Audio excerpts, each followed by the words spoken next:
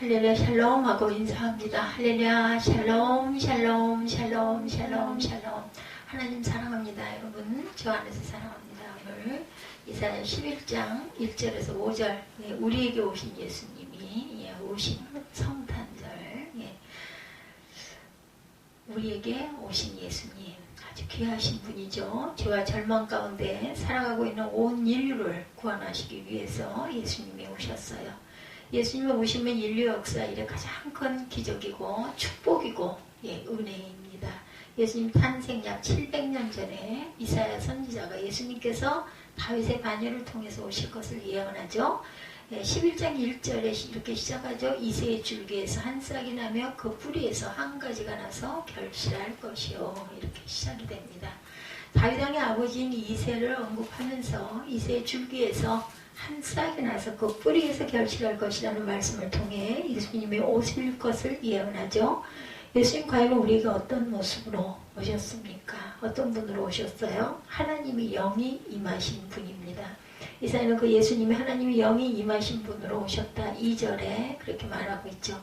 그의 위에 야훼의 영, 곧 지혜와 총명의 영이요 모략과 재능의 영이요 지식과 야훼를 경외하는 영이 강림하시리니. 3절에 그가 야훼를 경외함으로 즐거움을 삼을 것이며 그의 눈에 보이는 대로 심판하지 아니하며 그의 귀에 들리는 대로 판단하지 아니한다. 예수님은 다윗 왕의 계보에서 오셨지만 성령으로 말미암아 잉태되어 마리아의 몸을 빌려서 이 땅에 오셨습니다. 마태복음 1장 18절에 보면 예수 그리스도의 나심은 이러하니라 이렇게 증거하죠. 그의 어머니 마리아가 요셉과 약혼하고 동거하기 전에 성령으로 잉태된 것이 나타났더니. 기독교 신앙의 신비 가운데 하나가 예수님의 성령으로 잉태되신 것입니다. 기적이죠. 모든 사람은 남자로 잉태되어 여자의 몸을 빌려 태어나는데 예수님은 남자의 후손이 아니라 성령으로 잉태되어 여자의 후손으로 탄생하셨다. 다르죠.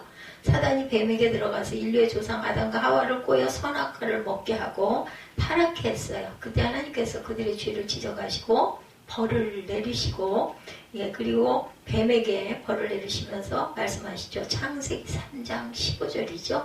내가 너로 여자와 원수가 되게 하고 내 후손도 여자의 후손과 원수가 되게 하리니 여자의 후손은 내 머리를 상하게 할 것이요 너는 그의 발꿈치를 상하게 할 것이라 이렇게 말씀합니다. 여기 보니까 여자의 후손이 너희 머리를 밟을 것이다. 예수님이 여자의 후손으로 오셔서 사단의 머리를 밟을 것이라고 예언을 하신 거죠. 예수님의 일생은 성령과 함께 하신 일생입니다. 성령으로 잉태되셨고 침례를 받을 때 성령이 임하시고 공생의 사역 내내 성령께서 동행하셨죠. 마태복음 3장 16절이죠. 예수께서 침례를 받으시고 곧 물에서 올라오실 때 하늘이 열리고 하나님의 성령이 비둘기같이 내려 자기 위에 임하심을 보이더니. 아멘. 성령님이 예수님의 성령에 이끌려 광야에 가서 시험을 받으시기도 합니다. 누가복음 4장 1절이죠. 예수께서 성령의 충만함을 입어 요단강에 올라오사 광야에서 40일 동안 성령에게 이끌리시며 그리고 예수님은 성령의 능력으로 3년 반 공생의 사역을 잘 감당하십니다. 사도행전 10장 38절 말씀 성령의 증거하죠. 하나님의 나사렛 예수에게 성령과 능력을 기름 붓듯 하셨음에 그가 두루 다니시며 선한 일을 행하시고 마귀에게 눌린 모든 사람을 고치셨으니 이는 하나님이 함께 하셨습니다. 아멘. 십자가에 달리신 전날 밤 제자들과 마지막 만찬하는 자리에서 말씀을 전하실 때 성령께서 저희들에게 오셔서 주님의 일을 계승하실 것을 말씀하고 있습니다. 요한복음 14장 26절입니다. 보혜사 곧 아버지께서 내 이름으로 보내실 성령 그가 너희에게 모든 것을 가르치고 내가 너희에게 말한 모든 것을 생각나게 하리라. 주님이 부활로 승천하시기 전에 마지막 제자들에게 분부하신 말씀도 성령의 충만함을 받으라는 것이었어요. 사도행전 1장 4, 5절입니다. 사도와 함께 모이사 그들에게 분부하여 이르시되 예루살렘을 떠나지 말고 내게서 들은 바 아버지께서 약속하신 것을 기다리라. 요한은 물론 침례를 베풀었으나 너희는 몇 날이 못되어 성령으로 침례를 받으리라 하셨느니라. 사도행전 1장 4, 5절에 증거되어 있죠. 예수를 믿고 나서 반드시 성령의 충만함을 우리는 받아야 합니다. 자꾸 넘어지고 상처받고 실수에 그 문제 가운데 빠지게 되는 것을 성령 충만하지 않아서 그렇다는 것을 우리가 꼭 깨달아야 되죠. 성령 충만하면 우리가 어떤 문제 어려움도 넉넉히 극복하고 이길 수가 있죠. 예, 그 어떤 그 분의 이야기입니다. 그 어떤 중구에 있는 그 교회에 방문한 적이 있었는데 성도의 4분의 1이 대학생들이래요. 그래서 어떻게 그렇게 대학부가 부흥했는가 정말 궁금했다고 합니다. 그래서 여의도교회 대학생 그 회장을 하고 있던 이분이 그 교회 부흥이 대학생회가 부흥하는 원인이 어디 있는가 이거를 알아보고 싶었다고 그래요. 그래서 몇 주를 거기 가서 여러 사람들을 만나고 그 사람들과 이야기를 나눠봤는데 대학부를 지도하는 목사님의 이름이 상당히 독특하더랍니다. 옥하는 목사님이었다고 그래요. 굉장히 유명하신 분이죠. 사랑의 교회 창립을 하셨어요. 그리고 사역을 하시고 천국을 가신 것을 우리는 알고 있습니다. 근데 이제 이분은 그때 이제 그 아주 옛날 일이니까 몰라가지고 옥하는 목사님이 대학부 지도 교사로 있었기 때문에 그 가르침 때문에 대학생들이 그렇게 몰려왔더랍니다. 근데 대학부 회장을 지내고 청년부 회장을 하고 있는 박성수라는 분을 만났어요. 그분이 그런 말 하더래요. 이 회장님, 제가 한 가지 의문이 있습니다. 우리가 그렇게 제자 훈련을 하고 성경 공부를 많이 하는데 한번 슬럼프에 빠지면 회복되는데 너무나 시간이 오래 걸린다. 수모원교회 청년들을 보니까 넘어지면 벌떡벌떡 일어나는데 이 사람이 수모원교회 청년부 회장을 맡고 있는 이분이 그 옥하는 목사님이 인도하는 그 학생회가 왜 그렇게 대학생부가 많은가 해서 가서 그걸 알아보고 있는데 그쪽에서 이제 그걸 거꾸로 또 방문을 하더라는 거죠. 그 어려운 일이 있었을 때 왜 순복음교회는 그렇게 학생부들이 그렇게 벌떡벌떡 잘 일어났는데 그 비결이 어디 있습니까? 거꾸로 질문을 받은 거예요. 그래서 그것이 바로 성령 충만을 받느냐 못 받느냐 그 차이에 있다 이렇게 말씀을 드려서 증거를 했다고 합니다. 그래서 그분이 나중에 미국을 갔다 보니까 그 이랜드 그룹 회장이 돼 계시더랍니다. 그 질문을 했던 그 목사님이 성령 충만을 받아야 되겠다. 어떤 문제도 우리가 넉넉히 이기고 승리할 수 있는 삶을 살기 위해서 정말 첫째도 성령 충만, 둘째도 성령 충만, 마지막도 성령 충만이다. 저도 그렇게 동의합니다. 성령께서 우리와 함께 하시면은 힘이 나죠. 그리고 정말 깨닫지 못하는 것을 저는 일상 속에서 아까도 잠깐 홍차 이야기를 잠깐 했지만 그런 그냥 넘어갈 수 있고 뭐 그냥 우연히 생각났겠지일 수 있지만 저는 그렇게 생각 안 합니다. 왜냐하면 제가 알거든요. 그걸 생각을 한 게 아닌데 벼랑간에 왜 홍차가 떠올랐는지 지금도 알 수가 없어요. 저한테 필요한 것이었겠죠. 목이 자꾸 아프고 입안에 자꾸 탈이 나고 입병이 자꾸 나고 아마 이런 것들도 뭐가 부족해서일 거예요. 근데 저는 모르는 거죠. 자신의 몸인데도 뭐가 부족한지 뭘 먹어야 되는지 알 수가 없어요. 에베소서 5장 18절입니다. 술 취하지 말라. 이는 방탕한 것이니 오직 성령으로 충만함을 받으라. 성령으로 충만함을 받고 성령으로 충만함을 받고 성령의 충만함을 받으면 우리는 모든 것이 능치 못함이 없을 줄 믿습니다. 두 번으로 첫 번째는 성령의 충만을 받아야 되고 두 번째는 공의로 세상을 다스리는 분을 만나야 되겠죠. 예수님은 성령으로 충만함을 받으셨고 둘째로 공의로 세상을 다스리는 분이 되셨어요. 성경 이사야 11장 4, 5절이죠. 공의로 가난한 자를 심판하며 정직으로 세상의 겸손한 자를 판단할 것이며 그의 입에 막대기로 세상을 치며 그의 입술의 기운으로 악인을 죽일 것이며 공의로 그의 허리띠를 삼으며 성실로 그의 몸에 띠를 삼으리라. 이렇게 증거하고 있습니다. 오늘 본문 4, 5절에 공의라는 것이 뭐예요? 하나님께서 지은 인간이 불공평하게 죽임을 당하거나 억울한 일을 당하지 않고 모두가 동등하게 존중함을 받는다. 그러니까 공의로워야 한다는 거죠. 불공평해서는 절대로 안 된다.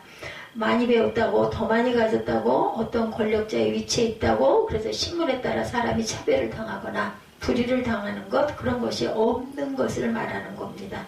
알게 모르게 가진 사람들은 교만해서 없는 사람들을 무시하게 되죠. 그것은 공의롭지 못하죠. 공의는 공평과 정의를 합친 단어입니다. 공의, 공평과 정의. 모든 사람이 공평하고 정의가 실현되는 것이 바로 공의다. 그 예수님이 이 땅에 오셔서 공의를 실천하셨어요. 그래서 하나님께서도 예외가 없이 인류를 위해서 아들을 그죠? 십자가에 못 박혀 돌아가시게까지 한 거예요. 그렇게 해야 죄사함을 받기 때문에 그리고는 부활을 시켜주시죠. 예수께서 오셔서 소외되고 병들고 헐벗고 가난하고 무시당하는 사람들, 그 사람들을 사랑으로 섬기러 오신 거죠. 그래서 이 세상은 깨질 대로 깨져서 마음이 낮아진 사람들, 그 사람들을 공의로 사랑으로 품으시고, 그리고 당시 권력자들의 교만한 종교 지도자들을 꾸짖기도 하셨던 예수 그리스도십니다. 그들은 자기의 주의를 갖고 사람들을 무시하고 교만해서 아무에게나 함부로 하고 사람들이 사랑을 실천하지 못하는 그런 모습을 보였기 때문에, 하나님의 사랑을 실천하지 못하는 모습을 보였기 때문에 예수님이 그들을 꾸짖으신 거예요. 오래전 어떤 시골에서 개척교회를 하셨던 목사님이 이런 말씀을 하셔요. 본인이 신학교를 졸업하고 시골에 내려가서 조그마한 교회를 개척하는데 사람도 모이지 않고 너무 힘들어서 매달 서울에 있는 큰 교회에서 생활비 지원을 받았답니다. 그래서 한 달에 한 번씩 서울에 올라와서 그 큰 교회에 가서 교회에서 주는 지원비를 받아오는데 어느 날 연락이 오기를 마지막 주일날 오후에 좀 들리라고 해서 갔더니 주일 저녁 예배가 막 시작되려는 참이었더래요. 성도들이 오는데 재정 장로님이 재정 맡은 그 장로님의 문 앞에서 성도들을 막 반갑게 인사하면서 맞이하더랍니다. 어떤 분에게는 막 정중하게 90도 절을 하면서 오셨느냐고 아주 그렇게 인사를 열심히 하더래요. 본인이 그분에게 다가가서 반갑게 인사하니까 쳐다보더니 왔어?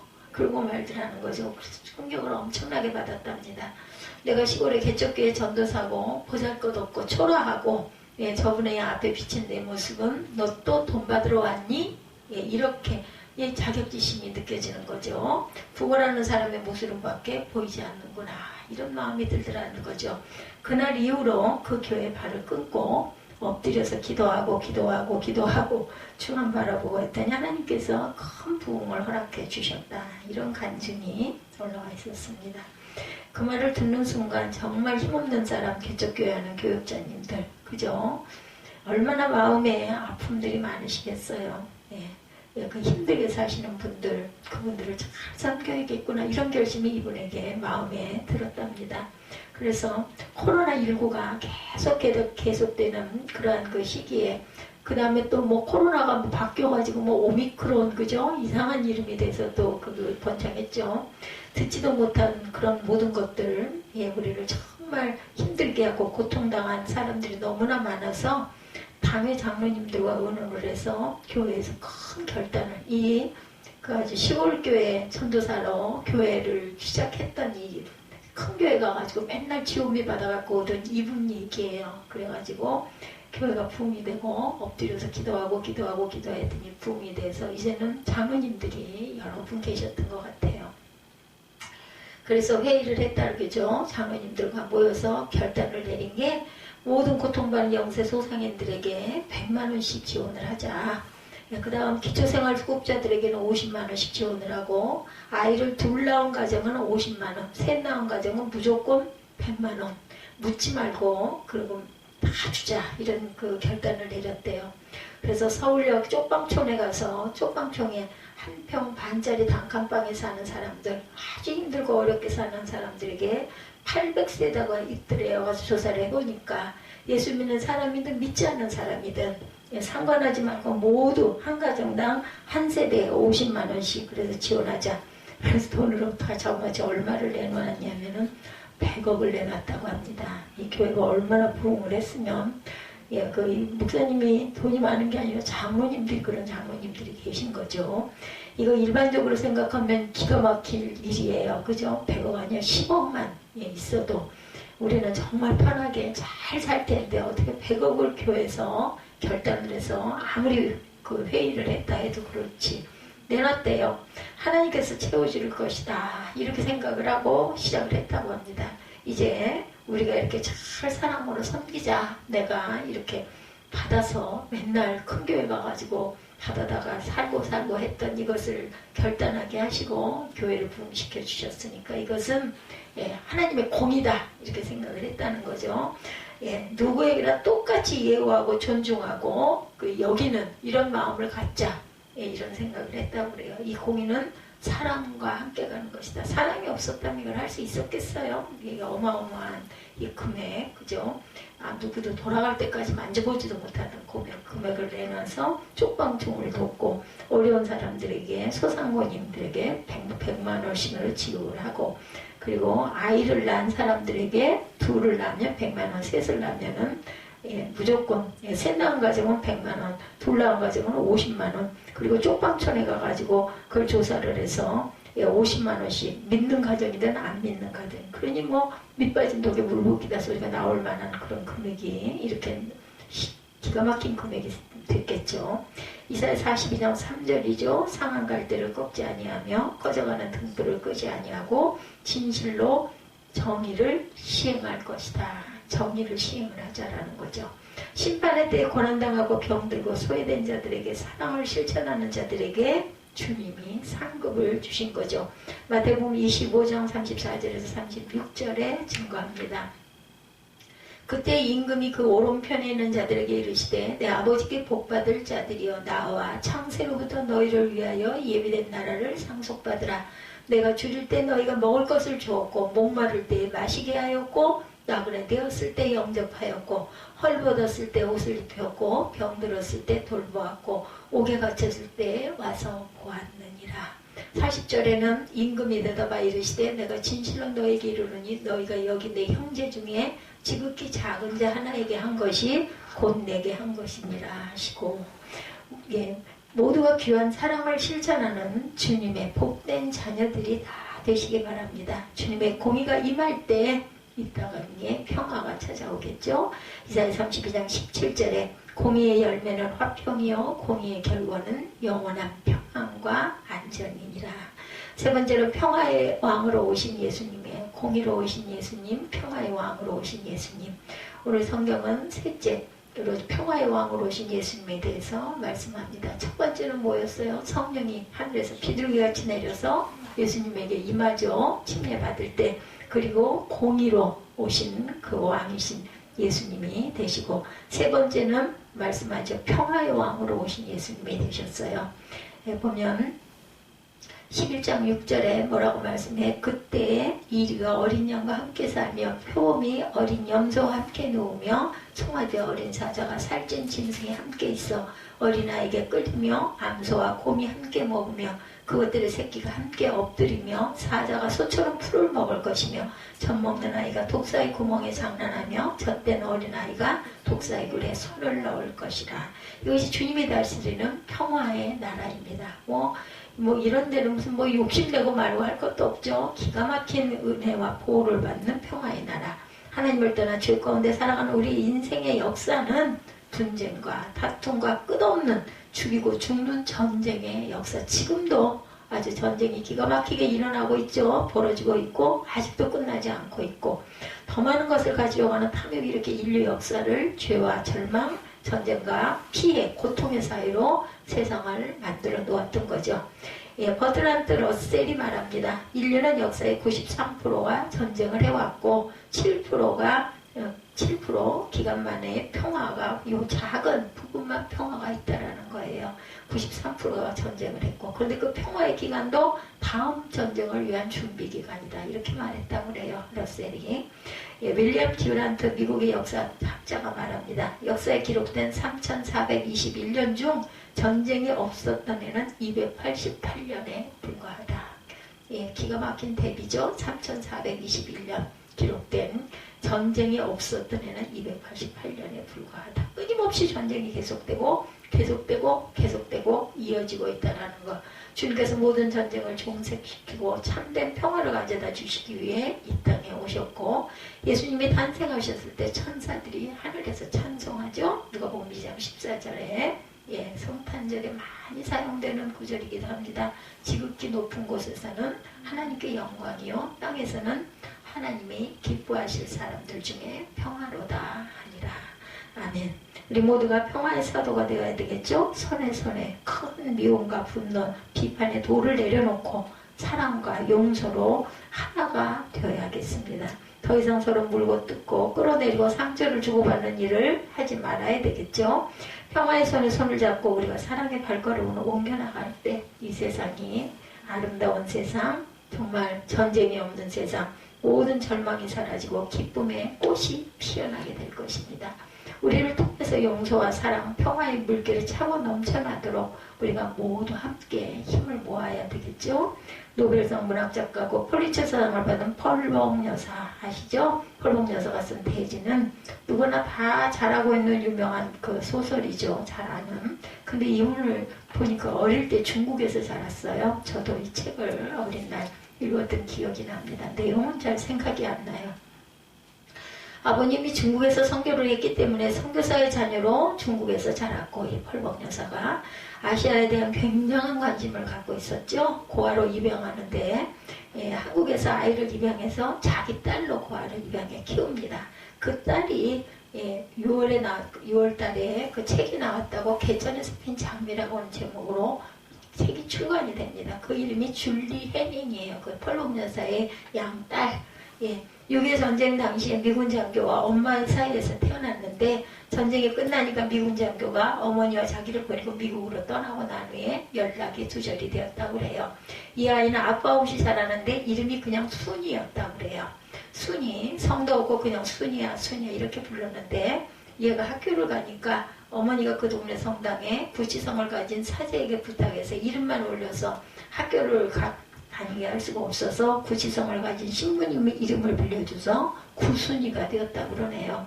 그래가지고 학교를 다니는데 어머니가 쪽방촌에 살면서 너무나 힘이 들어서 이 아이를 펄벅 재단의 고아원에 맡겨놓고 본인은 스스로 세상을 떠나버렸다고 합니다.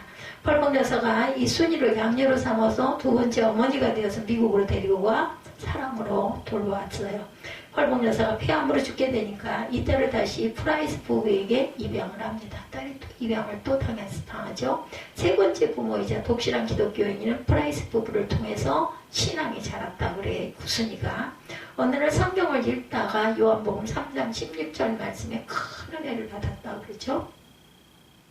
하나님의 세상을 이처럼 사랑하사 독생자를 주셨으니 이는 저를 믿는 자마다 멸망하지 않고 영생을 얻게 하려 하심이라. 무엇 때문이야? 하나님이 나를 이처럼 사랑하셔서 독생자 예수님을 이 땅에 오셔서 희생시키고 다 보잘것없고 버림받은 인생을 위해 왜 이렇게 희생을 하셨을까? 요한복음 14장 6절 말씀을 계속 읽어가는 순간 큰 마음의 감동이 오더라죠. 내가 곧 길이요 진리요 생명이니 나로 말미암지 않고는 아버지께로 올 자가 없느니라. 거기서 그녀가 꼬꾸라졌다 그래요. 나와 같이 아무 쓸모없는 호돌의 아메라시안, 그 아시아계 미국인을 말하는 게 아메라시안이라고 합니다. 아메라시안을 위해서 구세주가 있을 수 있을까? 이 모든 걸 해결하지 못해서 예수님이 당신의 아들이라는 것을 이렇게 희생을 시켜가지고 나를 구원하셨을까? 이런 그 질문이 왔다라는 거죠.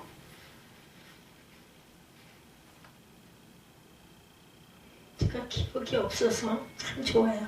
기억이 있었으면 이 말씀하고 당당히 전할 텐데 저는 기억이 없어서 읽을 때 이렇게 감동이 옵니다. 그래서 자기는 남은 여생을 내가 주님을 위해 살겠습니다 고백을 하고 대학을 졸업한 후에 중학교 수학 선생님이 돼가지고 25년 동안 학생들에게 수학을 가르치는 가운데 학교에서 좋은 동료 교사를 만나 결혼도 합니다. 근데 그날 결혼한 남편이 나중에 목사님이 되셨대요. 그 더그 해닝이라는 분, 이분과 함께 지금까지 귀한 사역을 감당하고 있는데 세상 사람들은 그를 혼혈하라고 사생활하고 조롱했지만 하나님은 그녀를 보호하셔서 이 줄리 해닝처럼 상처 입은 과거를 가진 사람들을 다 사랑으로 돌볼 수 있는 귀한 주님의 일꾼으로 이런 방법으로 세워주셨다라는 거죠. 다문화 과정의 삶과 인권에 대해서 1981년부터 지금까지 수많은 교회와 사회기관, 대학에서 연설하고 워싱턴 DC 의회에 나가 청문회에서 그들의 인권에 대해서 설명을 하고 뉴욕 카네기홀에서도 연설했던 그 큰 주님의 일꾼이고 주님의 종으로 쓰임받고 있다고 그래요. 그녀의 고백입니다. 나는 아무것도 몰랐을 때도 하나님은 나를 향한 계획과 목적이 있으셨습니다. 그분은 내가 새롭게 만들어진 그리고 남들에게 핍박받을 여종으로 태어나는 걸 허용하셨습니다. 수많은 혼혈 아메리시안들이 낙태를 당할 때 그분이 나를 보호해 주셨습니다. 조롱의 대상이 된 많은 세월을 통하여 언제나 나에게 최고의 것을 주고 싶어하던 애정어린 엄마를 그분은 예비해 두셨고, 하나님은 자신이 만드신 각각의 고귀한 생명을 최고 걸작품으로 만들어낸 내가 위한 목적과 계획을 갖고 계셨다.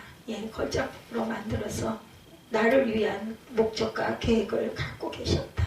이분의 연설 내용이에요. 예수님이 그녀를 이렇게 미군 장교에게서 벌어지는 혼혈하였고 사생하였고, 그로 인해 고안에 벌어진 2번씩이나 입양이 되게 한 그러한 고아였지만 그녀의 운명을 이런 단계로 바꿔놓으셨다는 거죠. 예수님이 그녀를 이렇게 훌륭한 지도자로 바꿔놓으시고 귀한 사명을 감당하게 만들어주신 것이라는 거예요. 예수를 만나 저와 여러분의 운명이 바뀌어지기를 주님의 이름으로 축복합니다. 예수님을 만나 성령의 사랑으로 공의와 사랑을 실천하는 주님의 일꾼으로 평화의 사도로 쓰임받게 되기를 주님의 이름으로 축복합니다.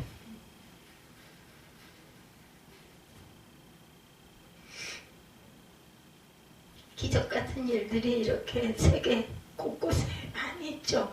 예수님 여러분의 삶의 왕으로 오시기만 하면 하나님의 놀라운 은혜가 임하고 하나님의 축복이 저와 여러분과 함께 늘 함께 하시는 임마누엘을 하시겠죠. 주님 내 마음으로 왕으로 오시옵소서. 우리 찬양하면서 예수 우리 왕이여, 이 찬양 우리 잘 아시죠? 이 찬양하시고 우리 결단하시고 주기도문으로 예배를 마치도록 하겠습니다.